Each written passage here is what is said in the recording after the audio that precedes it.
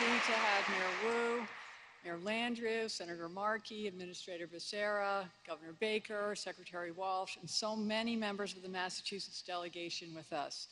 We're grateful for your support of the library over many years. I know that many of you and the state and local officials here worked closely with my Uncle Teddy for the good of this Commonwealth, and that you all share my father's love of politics.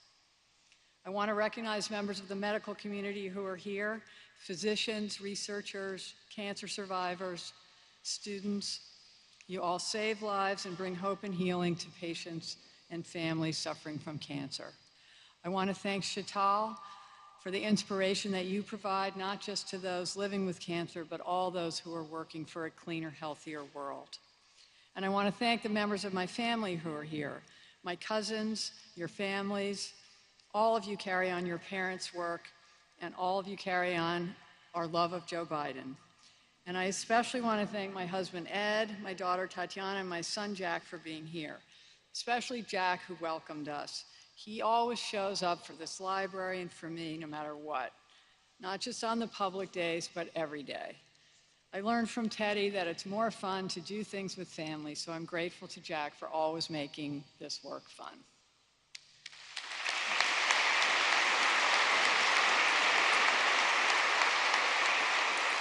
A few years ago, we celebrated the 50th anniversary of the moon landing, and the world was captivated by the memory of that event. But almost more remarkable was that such a historic national achievement was set in motion by a single speech. When President Kennedy gave his speech at Rice University, the United States had only 4 short manned space flights, the longest less than 5 hours. President Eisenhower and Cold War experts said we should concentrate on developing satellites and missiles to beat the Soviets instead of going to the moon. And there were other reasons not to do it. It was expensive, eventually costing 4% of GDP, and at a time when many said the money would be better spent on building infrastructure, fighting poverty, and addressing other social problems. Not to mention the necessary materials had not yet been invented, and scientists weren't sure even that a moon landing on the surface of the moon was possible. But President Kennedy understood the power of the idea, and over time, along with his inaugural address, his call to service, the Moonshot speech has become perhaps his best-known legacy. The vision, the purpose, the courage it embodied has inspired each generation to take on hard challenges and provides a metaphor to guide us as we face adversity in our own lives. My father believed that the effort to land on the moon would bring out the best in America, that everyone would contribute, that it would require invention, creativity, teamwork, commitment, and faith, and that the world would be different because of it. He didn't live to see it, but he set in motion an age of discovery and invention, of earth science and space exploration that has made America the leader of the world. As citizens, as colleagues, as friends, we can learn from his vision. It's up to each of us to set an example, to do hard things when we don't think we can, to believe in others when they take risks, to support them when it's tough, and never forget that together we can achieve great things.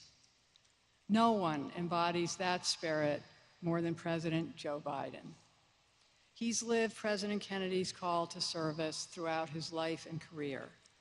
As president, he has restored the soul of America, advanced freedom and democracy around the world.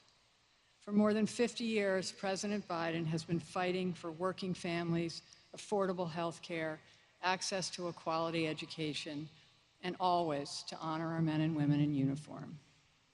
But perhaps the most personal fight for him is the one against cancer. As vice president, he launched his own Moonshot to end cancer as we know it, and with characteristic perseverance, he is still committed to that cause. Like the Bidens, like all families, our family has lost people we love to this disease, including 3 who created and sustained this library: my Uncle Steve, my mother, and my Uncle Teddy. And I want to remember them today. Having felt the grief that comes with such loss, I've often looked to President Biden's life for inspiration. His courage and compassion his endless empathy and abiding faith, and his confidence that we can overcome this challenge have lifted our hearts. His personal commitment and the national goal he sets today will save lives, change our country, and heal the world. I'm honored to serve in his administration and to introduce him now. Thank you.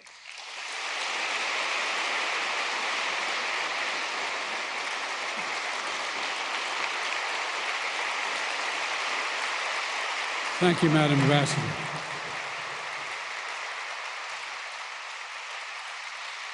Thank you, thank you, thank you. Thank you. Madam Ambassador Caroline, thank you for that introduction and for your enduring friendship. I was talking earlier about how your family had a very difficult time in my life when I first got to the Senate as a 29-year-old kid before I was sworn in, where I lost my wife and my daughter and my two boys were so badly injured when struck by the tractor trailer. And your family was there for me. No, I really mean it. Your family was there for me. You may remember some of it, and I'll never forget it. They got me and my boys through an awful lot. I'm truly honored to be with you all and your incredible family. And Jack, I believe your generation is the best educated, most talented generation in our history. And that's the reason I'm so optimistic about the future, and that's not hyperbole. I mean it. You know, Chital, thank you for sharing your powerful story. And thank you, Mayor Wu, for the passport in this great city. And thank you to Health and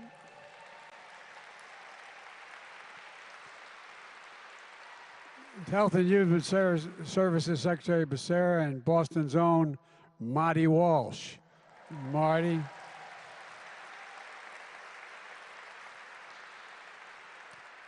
And thank you to the members of the Massachusetts delegation from the House, Representatives Presley, Lynch, Keating, and Jake, I should say, Auchincloss, and Laurie, thank you as well for being here.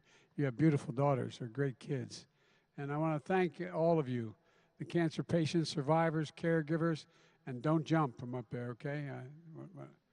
And for all the leaders of science and medicine for being here today. This is a powerful place for reflection and remembrance. On this day in 1962, America was facing an inflection point. One of those times that changes everything from the day before to the day after. The shadow of world wars cast over a Cold War. The march on civil rights, urgent yet uncertain. And against all of that and more, America faced a choice to move forward or to move backwards, to build the future or obsess about the past, to be a nation of unity and hope and optimism, or a nation of division, violence, and hatred. At this inflection point, President Kennedy made a choice for the nation, thank God. On this day in 1962 at Rice University in Houston, he spoke about America's possibilities.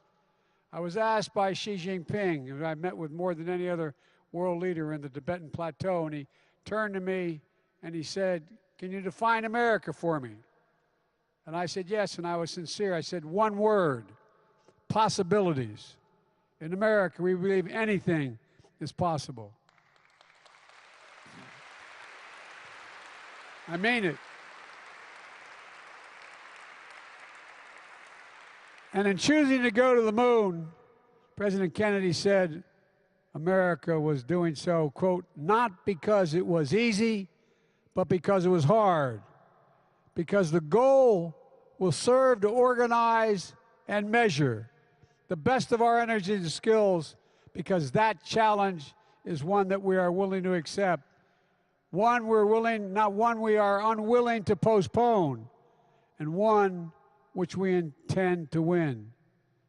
Unwilling to postpone.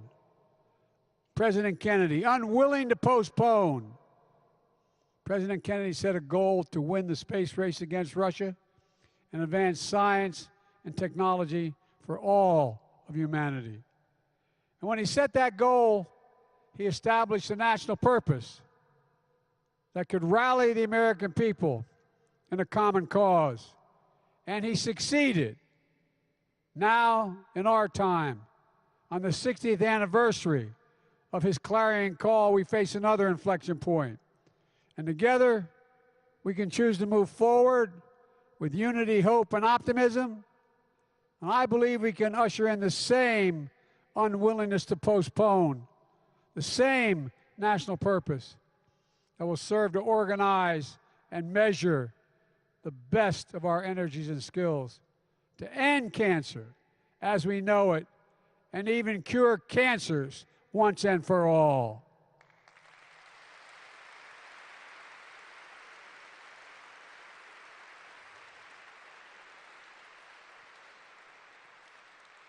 I give you my word as a Biden, this cancer moonshot is one of the reasons why I ran for president.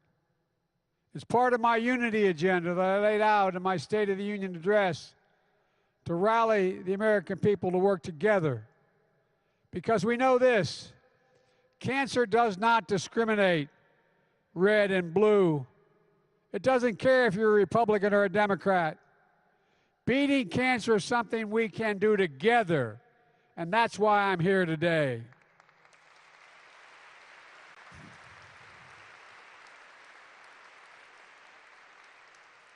We've made enormous progress in the past 50 years since President Nixon signed the National Cancer Act to declare a war on cancer.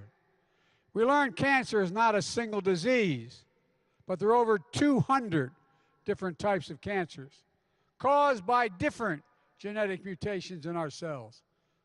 We discovered new medicines, therapies, early detection and prevention measures to extend and to save lives.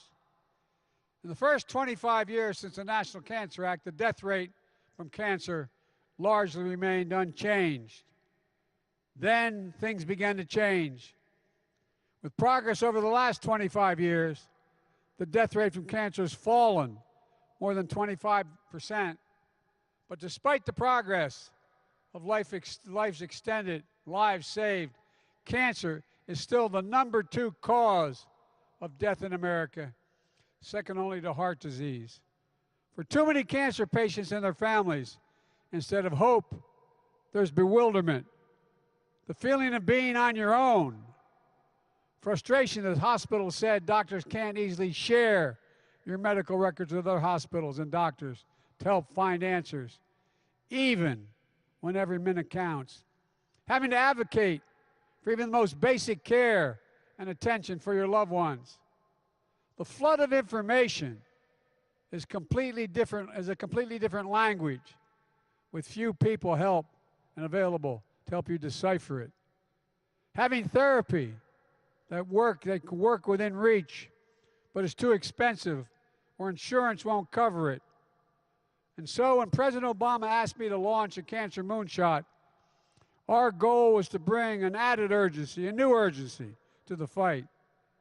And in my view, not unlike President Kennedy did, we harnessed federal resources to change the culture, increase cooperation, and break down the silos that exist.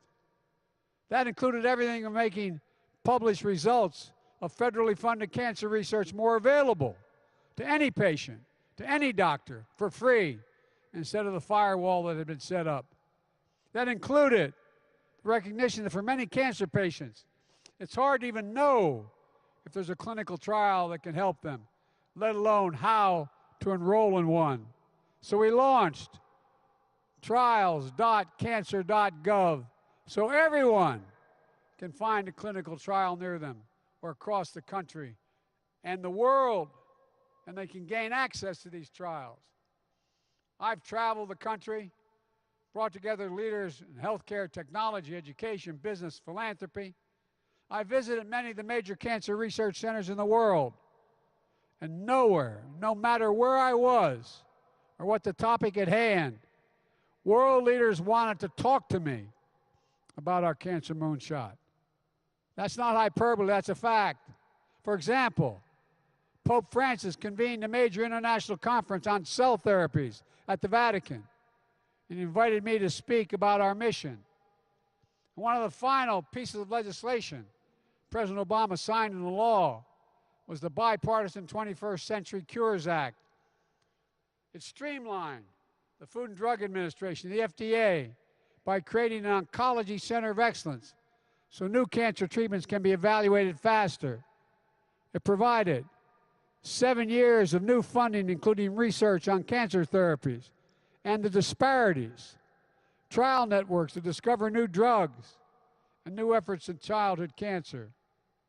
As President of the United States Senate, I presided over the overwhelming bipartisan vote and watched my friend Mitch McConnell name the cancer provisions in that bill after my son Beau, who had lost his life to that disease just months earlier. And when we left office, Jill and I knew we had to keep going through, keep it up, so we initiated the Biden Cancer Initiative.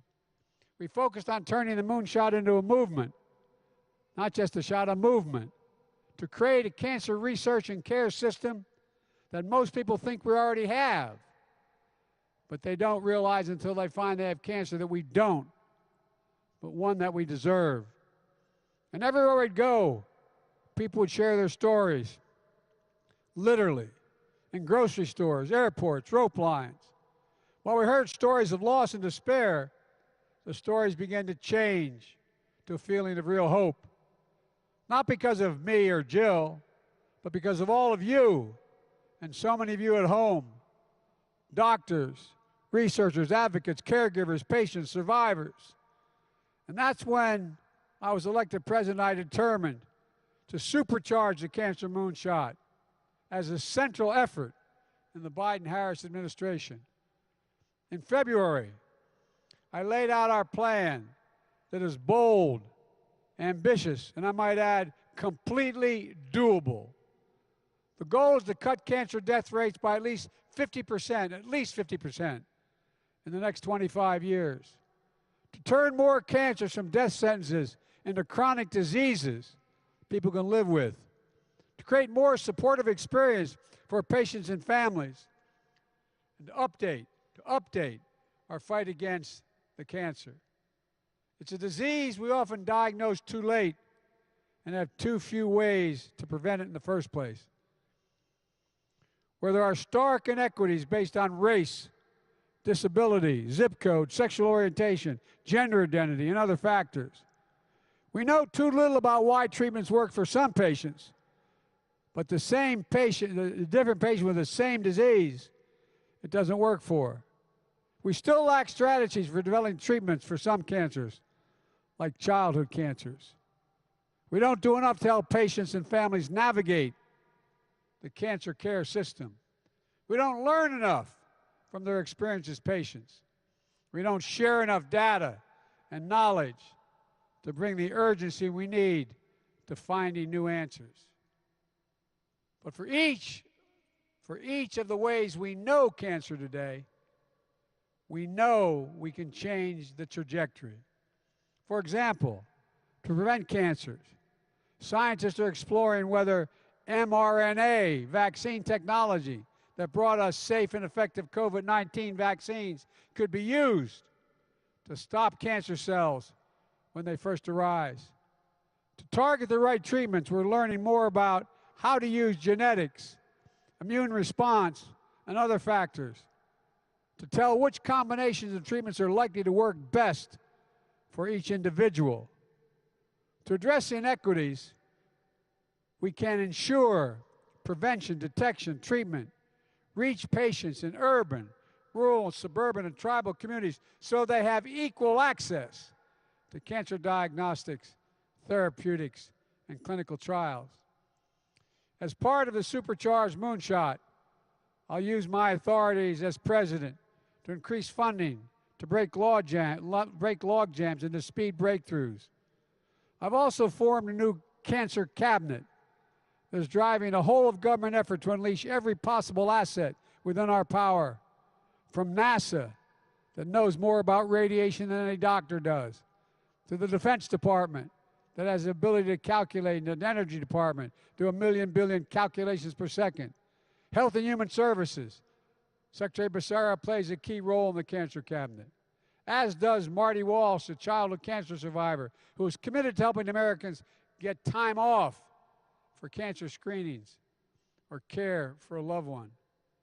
The White House Office of Science and Technology Policy is changing the path for the Cancer Moonshot for 2022 and beyond. And today, I'm setting a long-term goal for the Cancer Moonshot to rally America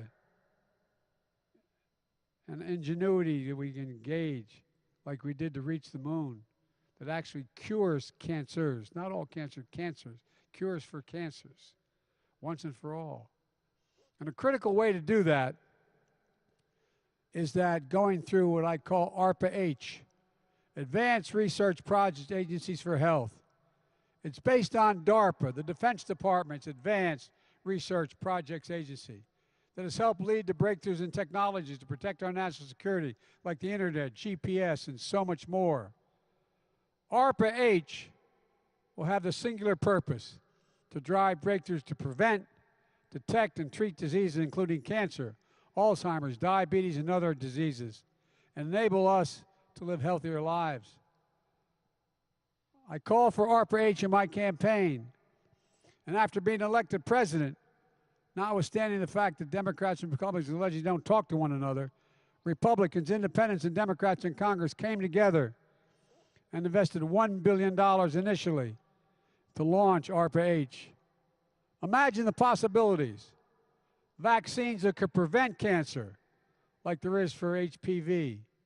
Imagine molecular zip codes that could deliver drugs and gene therapy precisely to the right tissues. Imagine simple blood tests during an annual physical that could detect cancer early where the chances of the cure are best. Imagine getting a simple shot instead of a grueling chemo, or getting a pill from a local pharmacy instead of invasive treatments and long hospital stays. Imagine treatments beyond cancer, bold approaches to reduce maternal mortality and morbidity, something Vice President Harris is laser focused on. And imagine artificial retinas that could help blind people see. These are just a few of the ideas that illustrate the amazing potential of ARPA-H. When President Kennedy called for a moonshot, we didn't have all the tools and experience needed. With our Cancer Moonshot today, we do. And I'm pleased to announce my selection as the inaugural director of ARPA-H, Dr. Renee Wegerson, who is here today. Doctor, where are you? Stand up.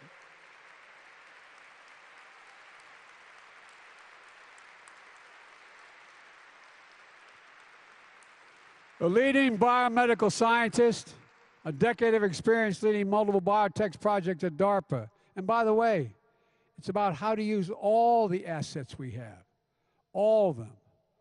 An entrepreneur in synthetic biology. She's going to bring the legendary DARPA attitude and culture and boldness and risk-taking to ARPA-H to fill a critical need. Discoveries that save lives, change lives, and often start in the lab bench. But then those basic research breakthroughs need to be tested, scaled, and brought to the clinic. This may require unusual partnerships. They may require support to get over many obstacles that exist. That's why ARPA-H is designed what it's designed to do, so the advances can reach all Americans sooner.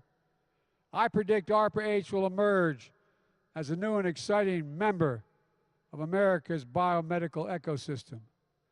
But it's not enough to invent technologies that save lives. We need to manufacture advanced biotechnologies here in the United States.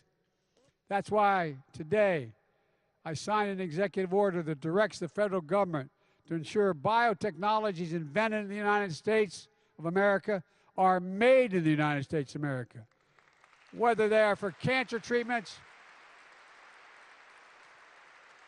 or anything else like next-generation fuels and materials. Today's action is to ensure that America leads the world in biotechnology and biomanufacturing, creating jobs, reducing prices, strengthening supply chains, so we don't have to rely on anywhere else in the world. Here in America it'll be made. And there's more that we're doing. The Inflation Reduction Act that I signed into law puts a $2,000 cap on the total prescription drug costs for any senior on Medicare, including cancer medicine. And for so many people, one of the first things they think about when they get a diagnosis, how am I going to pay for the treatment? Do we need to sell the house? Do we need to skip payments on the car? Can we afford to send the kids to college? The Inflation Reduction Act is a godsend.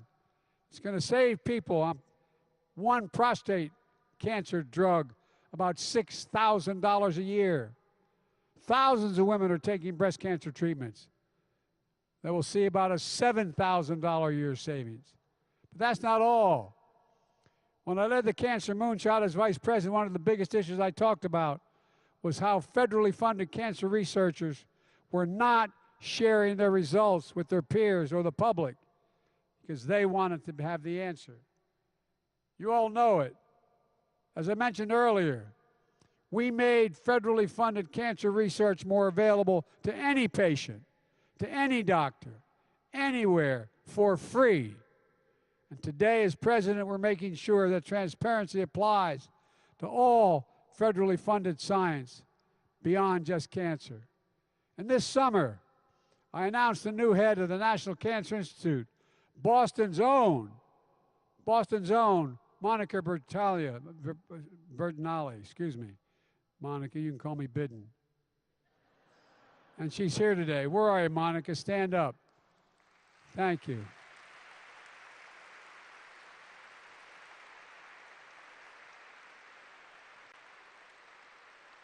The National Cancer Institute is launching a major national trial for those new tests I mentioned that could detect one or more cancers merely by taking blood samples.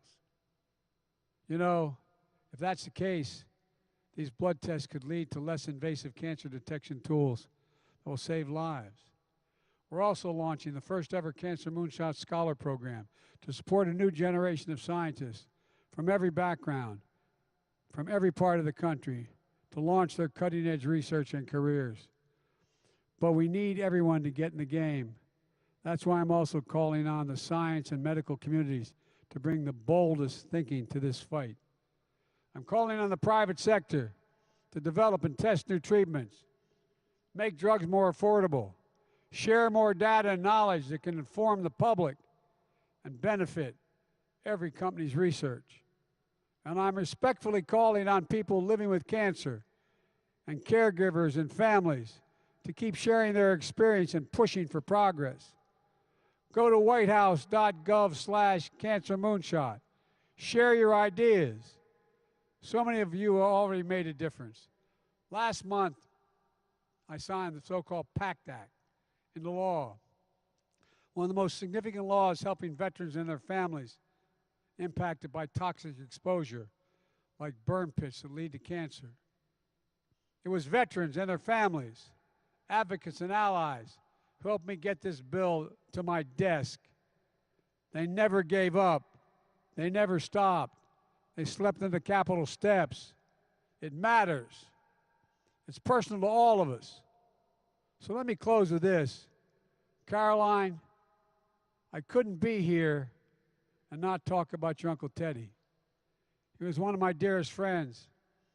One of the things that brings us close as families is the dread of cancer that he and my Bo fought to the end and died months apart.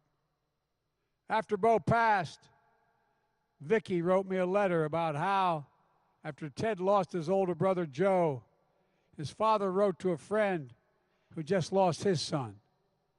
Caroline, your grandfather wrote, and I quote, "When one of your loved ones goes out of your life, you think of what he might have done with a few more years, and you wonder what you're going to do with the rest of yours.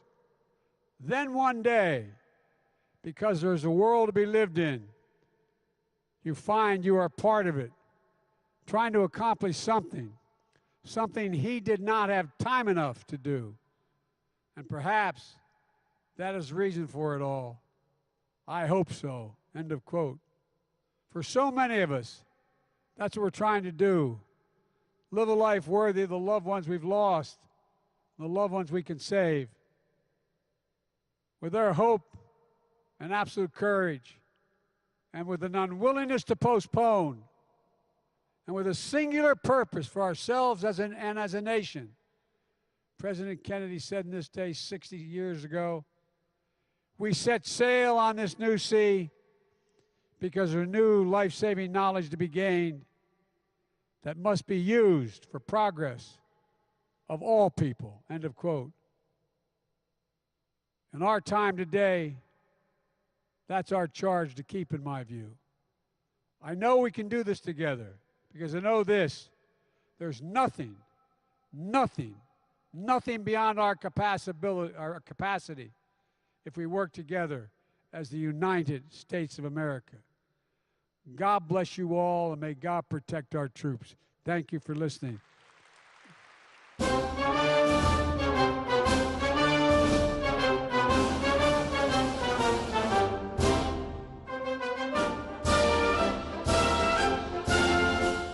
Ambassador and Jack, come on back up.